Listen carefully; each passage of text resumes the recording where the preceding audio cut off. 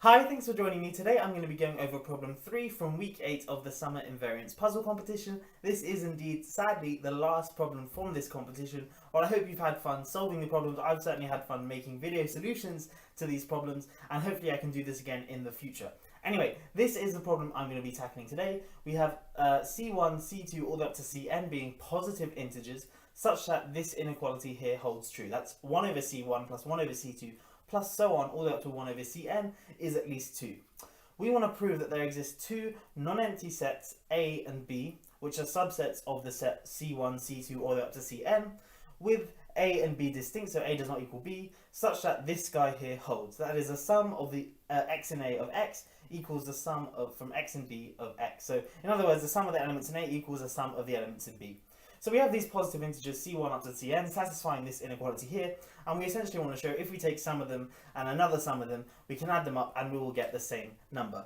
Anyway, if you want to have a go at this problem, pause the video now and give it a go for yourself, and I'm going to jump straight into a solution.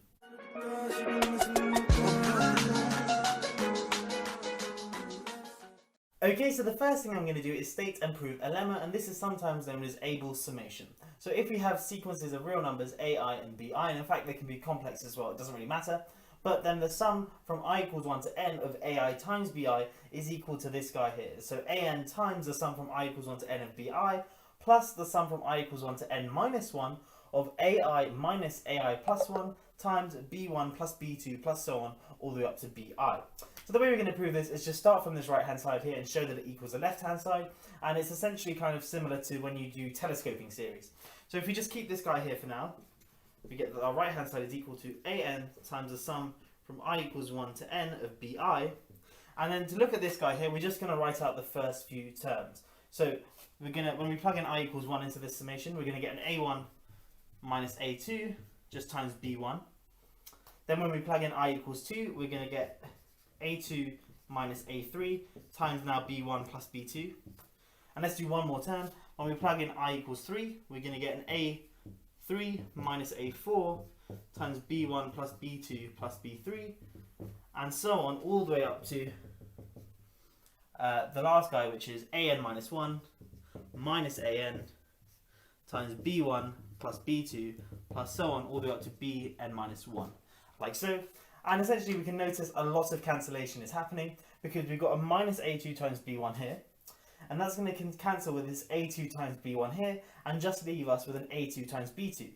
So this thing here is equal to, well, let's keep this guy here, an times the sum from I equals 1 to n of bi, and then this a1 times b1 is just a1 b1.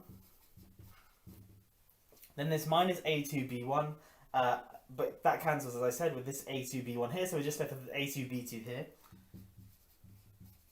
like so. Then we've got a minus a3 times b1 plus b2, but that's going to cancel with this a3 times b1 plus b2, and we're left with a3 times b3. Okay, and you can hopefully spot the pattern. We've got a minus a4 times b1 plus b2 plus b3, but in the next term here, that is going to cancel with a positive a4 times b1 plus b2 plus b3, and what we'd be left with is a4 times b4. So this thing kind of continues all the way down to the last guy here, where we have an minus 1 times bn minus 1, and then we've got minus an times this guy here, which I'm not going to write out, but we notice that's going to cancel with the first n minus 1 terms of this thing here. Because if you look at the first n minus 1 terms of this thing here, it's an times b1 plus b2 plus so on all the way up to bn minus 1. So it's going to cancel with this guy here. So let me just call minus an times that guy here. Let's just call that alpha for now. So all in all, what we're left with is just the nth term of this guy here, which is an times bn, plus a1 times b1, plus a2 times b2, plus all the way up to an times an minus 1 times bn minus 1, and of course that is just our left hand side. So that finishes our proof. So pretty cool.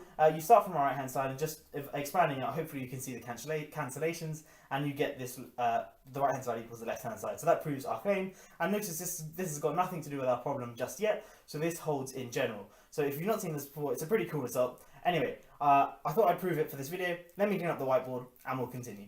Okay, so the way we're going to solve this problem is by contradiction. So we're going to suppose for contradiction there exists a sequence of positive integers c1, c2 up to cn such that the sum of their reciprocals is at least 2, and it has the property that if you can take two collections of these ci's and sum them together, you're going to get two distinct positive integers.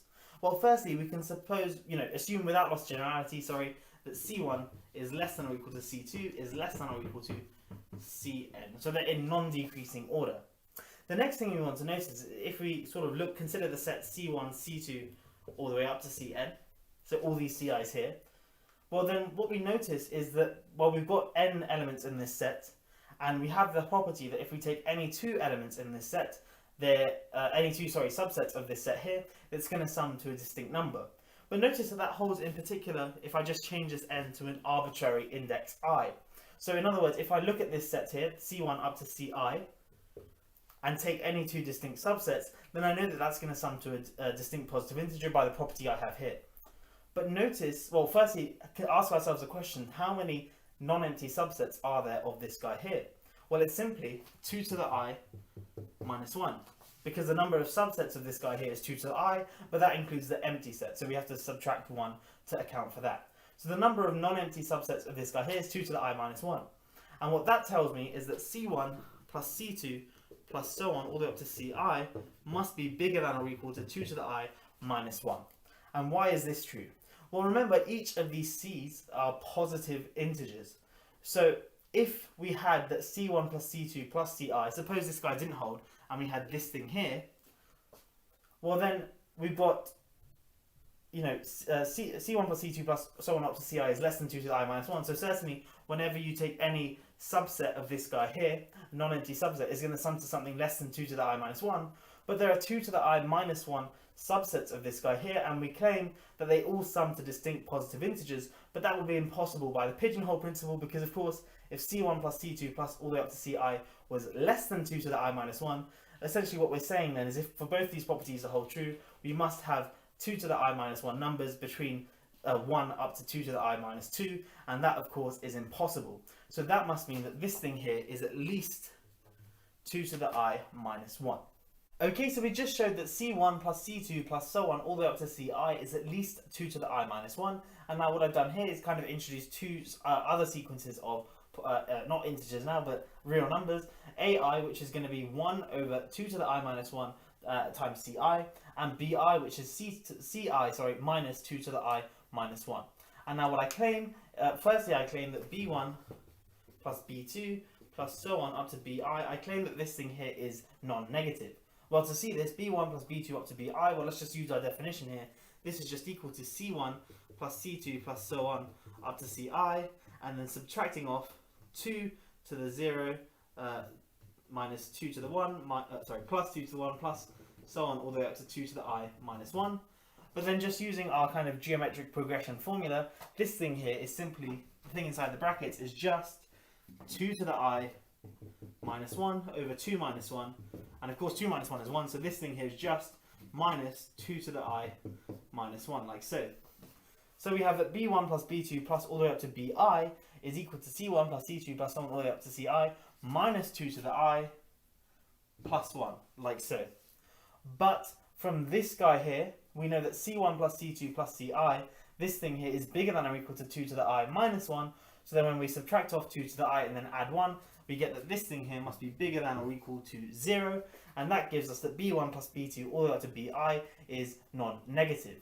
The next thing we want to do is consider this guy here. So the sum from I equals 1 to n, and now it's going to be 1 over 2 to the I minus 1 minus 1 over c to the I.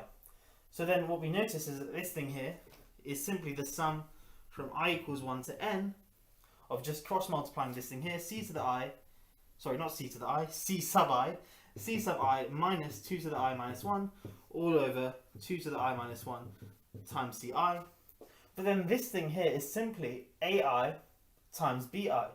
So we get that this thing here is equal to the sum from I equals 1 to n of AI times Bi, and you can probably guess now why I introduced Abel's kind of summation lemma earlier, because we want to write this in that form. So from the result of our lemma, we know that this thing here is equal to an times the sum from I equals 1 to n of the bi's plus the sum from I equals 1 to n minus 1 of ai minus ai plus 1 times b1 plus b2 plus so on all the way up to bi. But we just showed that this thing here is always non-negative regardless of what I is. So that tells us that this thing here is non-negative. This thing here is non-negative. And we still got these AIs floating about. So it would be nice to know if we knew if they were non-negative as well. But we actually know that they are. We know certainly each of the AIs are non-negative just by looking at them. But perhaps you want to consider this guy here, AI minus AI plus 1. Is that non-negative as well? And it'd be nice if it was, because then this whole thing here would just be non-negative. And in fact, it is non-negative. And we can see that because we know, well, if we consider AI divided by AI plus 1, and, you know, they're both positive, so we're not going to have any worries about inequalities. Well, this thing here is going to be 1 over 2 to the I, oopsie daisy, I minus 1 ci divided by 1 over 2 to the I ci plus 1. Now, I'm going to get 2 to the I on the top divided by 2 to the I minus 1, so that's just equal to 2. And then I'm going to get ci plus 1 divided by ci, like so. But remember that the ci's, we assume without loss of generality that they were in non-decreasing order. So that means that ci plus 1 is bigger than or equal to ci. So this thing here is bigger than or equal to 2. So that tells me that ai divided by ai plus 1 is bigger than or equal to 2. So in other words, ai must be strictly bigger than ai plus 1. So that tells me this thing here is positive. So we get positive times, or non-negative times non-negative times non-negative, or plus non-negative times non-negative. All in all, this thing here is going to be non-negative. So what we've done is we've proved that this guy here, the sum from I equals 1 to n of 1 over 2 to the I minus 1 minus 1 over ci must be at least 0. But what we're going to show in the next kind of whiteboard is that this actually leads to a contradiction, and then that will solve our problem. Anyway, let me clean up the whiteboard and we'll continue. Okay, so we just showed that that inequality there holds true. The sum from I equals 1 to n of 1 over 2 to the I minus 1 minus 1 over ci, we show that that is at least 0. But what we're going to do is show that that will actually lead to a contradiction. So remember from the start we have that 1 over c1 plus 1 over c2 plus so on plus 1 over cn is at least 2. So just rewriting that, 2 is less than or equal to 1 over c1 plus 1 over c2 plus so on all the way up to 1 over cn. But from this guy here, we know that this thing here is less than or equal to the sum from I equals 1 to n of 1 over 2 to the I minus 1. But then we can kind of say that this thing here is strictly less than the sum from I equals 1 to infinity of 1 over 2 to the I minus 1. Okay, because obviously everything that's in here is in here, but then we've added on an infinite number of strictly positive terms. So we get that this thing here is strictly less than this thing here. But this thing here, we can just go ahead and use our geometric series formula. Our common ratio is 2, and our start term is just 1, 2 to the 0, 1 over 2 to the 0. So we get that this is equal to 1 over 1 minus a half, and this thing here is simply equal to 2. So what we get is 2 is strictly less than 2, and of course that is a contradiction. That can't be true, and hence that means such a sequence of positive integers ci cannot exist. Anyway, I hope you've managed to follow. Thank you for watching, and I hope you've enjoyed solving all the invariance problems this summer. Hopefully they do a competition like this again in the future, because I've enjoyed making these video solutions. Let me know what you thought about the video solutions, if there's anything I could do to improve them, or anything you felt that I could have done better to maybe made things easier to understand, and that sort of stuff. Any sort of feedback I would love, so just shove that in the comments down below. Anyway, thank you for watching, and also if you are new to the channel, please do check out some of my other mathematical content as well. I don't just make these solution videos, I make a bunch of other maths videos as well. Anyway, I'm going to stop waffling now. Thank you for watching. I'll catch you in the next one. Have a great day.